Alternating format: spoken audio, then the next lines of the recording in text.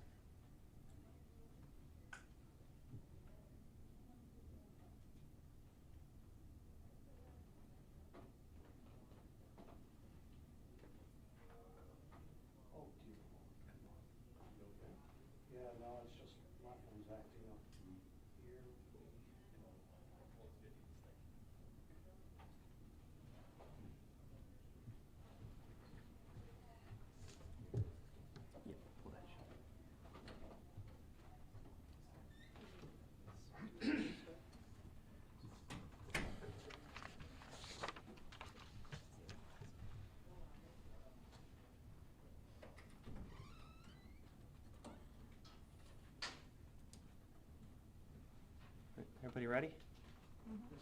All right, we'll go ahead and get started then. Thank you everybody for coming. Good afternoon. My name is Richard Bowers. I'm the Chief of Police with the City of Greenbelt.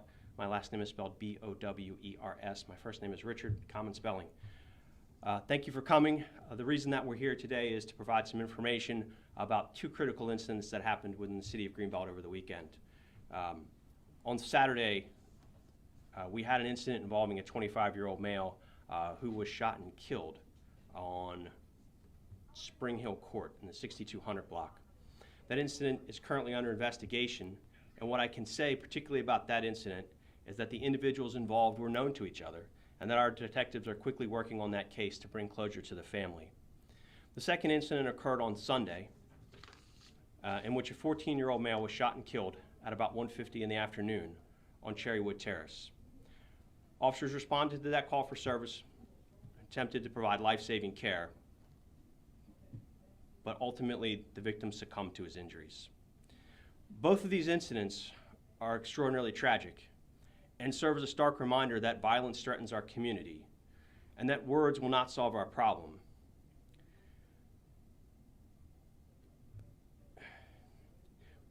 These incidents are devastating to our community and to the families and the victims' families of these events, because these are two young individuals at 25 and 14 who have been taken from this planet and can't ever come back. They will be missed by their family, their loved ones, and their friends. How do we come together as not only a city here in Greenbelt, but a county and a state that continues to see young people involved in violent incidents on a regular basis? And it's just these senseless types of crime that occur that we must find a way to stop. And as long as we leave it up to kids to stop crime, it's never going to happen. We have to start trying to solve these things and find solutions. And it starts with adults, and it starting at home by parents who instill values in their kids. It starts in our school systems, where we have an ability to teach our kids values. And then it's the social justice system, the criminal justice system that provide the safety net for kids who have difficult time growing up. It's really difficult for me at this point to talk kind of maybe incoherently about it, because we like I said, we've seen it before.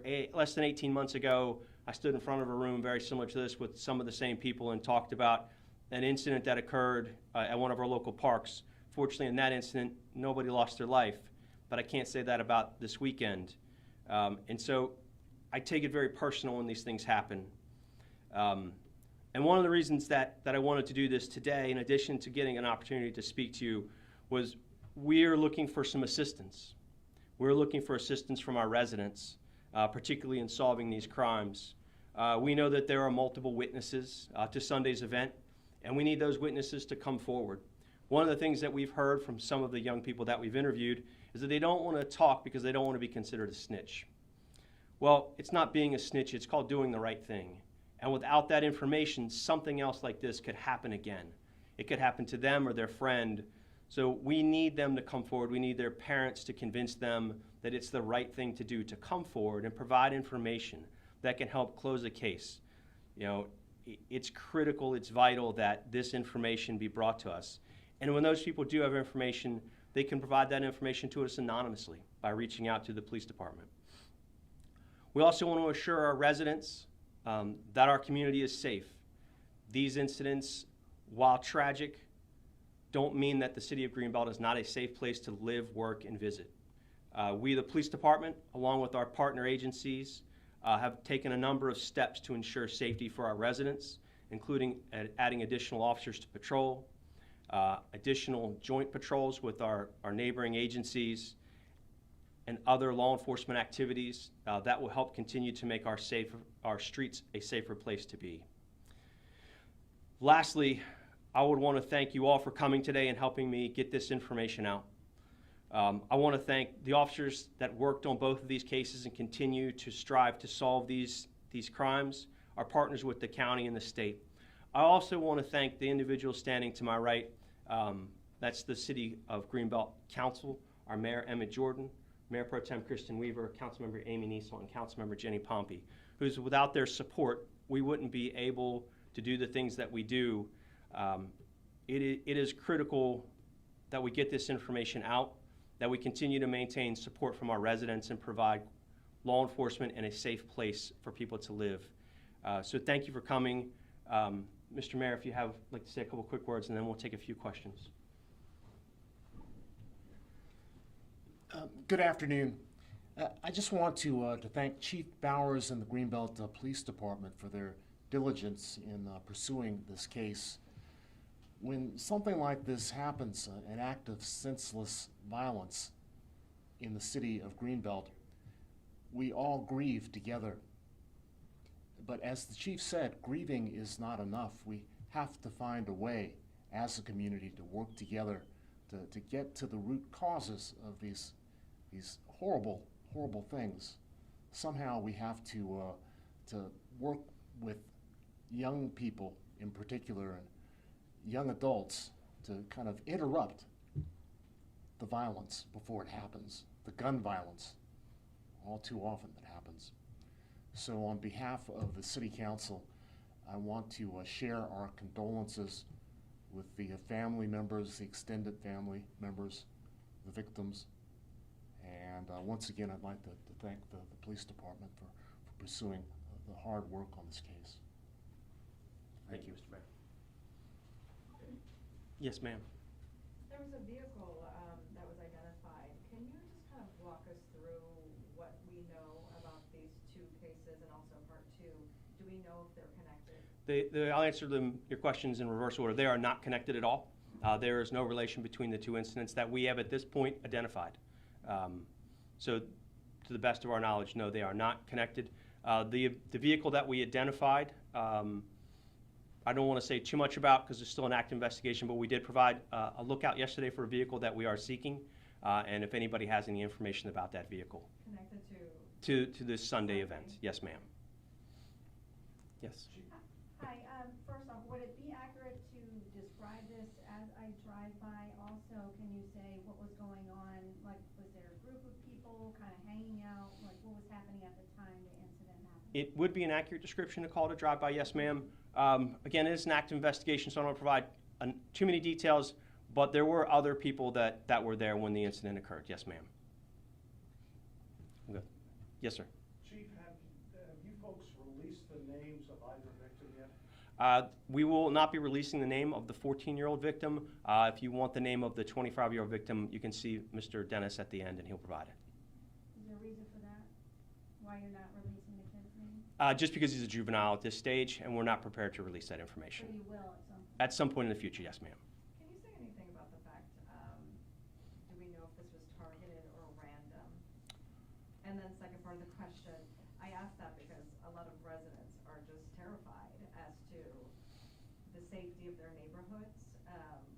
If this is just a random shooting or did these people know each other? We believe at this point that these were known individuals and that everybody involved in both incidents was familiar with each other. This was not a random event. Any message to I guess, the residents and neighborhoods that are rattled by this? I think my message is that there's no greater public safety concern, obviously, than when something like this happens, but these were targeted events. And so because they were targeted, that doesn't necessarily equal a larger public safety concern. But understanding the need for public safety and the fear of these kinds of incidents is one of the reasons that we have added to our patrol capabilities in that particular very small area. And so we have a number of additional police officers in marked police cars out and about, as well as unmarked police cars, and doing different operations to ensure the safety of our residents. Can you say anything about the potential weapon involved? I don't know if you've recovered it, or is this one of these high-powered giggle switch or anything like that used in this incident? We're not prepared to release that kind of information yet. Chief, just to clarify on the statement you made just a moment ago, increased police presence in that apartment complex or just around town? Particularly in that area, but across the entire city. Yes, ma'am. Can you tell us if both of the victims were Greenbelt residents? One was a Greenbelt resident, one was not. The victim on Saturday was not a Greenbelt resident. Sunday's victim was a Greenbelt resident. And a student at a local high school? Excuse me? And can you tell us the... I cannot tell you that. But the teen is local? Yes, ma'am. Can you walk us through just your investigation process right now? What are police doing actively right now, please? So right now, we've conducted the initial portion of the investigation, which would include gathering evidence and that type of thing. Right now, we're in follow-up. We're pulling camera data, license plate reading data, interviewing potential witnesses. So we have a number of different avenues that we continue to explore, including forensics of cell phones and things like that. So we've got a lot of work in front of us, but we have all of the tools that we need to get there.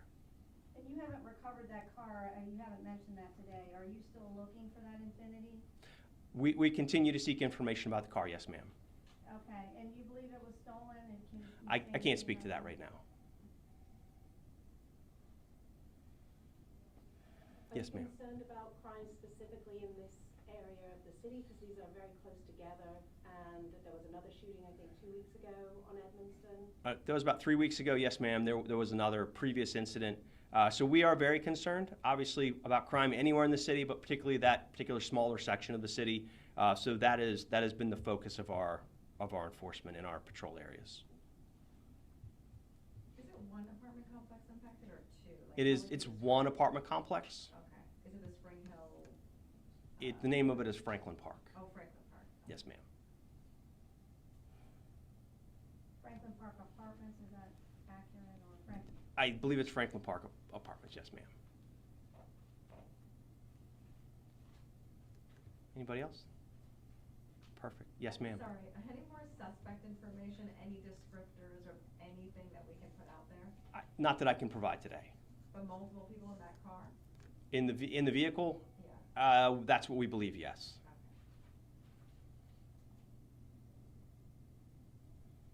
Okay. And as we get a little further along in each of these cases, we'll provide regular updates through our public information officer, Mr. Dennis.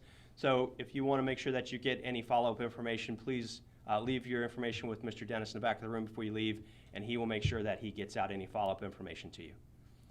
Thank you, everybody. Appreciate you coming.